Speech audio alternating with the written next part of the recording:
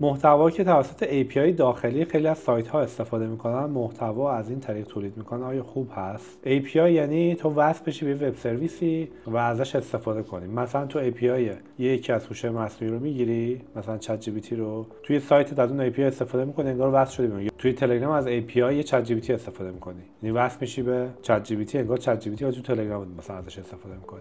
یا یه وب سرویسی برای صدور بلیط هواپیما، وصل میشی به API اون، تو سایت خودت بلیط صادر میکنی از طریق API که وصل شد. این میشه API. اینکه از طریق API تولید محتوا میکنن این ذره منطقی نیست بگی مثلا چون API هزار مدل مختلف داریم و اون API به یه چیزی وصله که داره تولید محتوا میکنه. احتمالاً به یک سیستمیه که چت جی پی تیه، چه کلاده، چه هر چیز دیگه ایه، به اون وصله و از اون دارن استفاده میکنن و تو باید بیای از AI بپرسی، نه API. و میتونی با AI محتوا تولید بکنی اگه شاخصه انسانی رو توش رعایت کنی و مشخص نشه که ربات و فیک و بیخوده و محتوای غیر مفیدی باشه و میتونی انسانیش بکنی، که توی دوره کلی درباره این موضوع صحبت کردیم.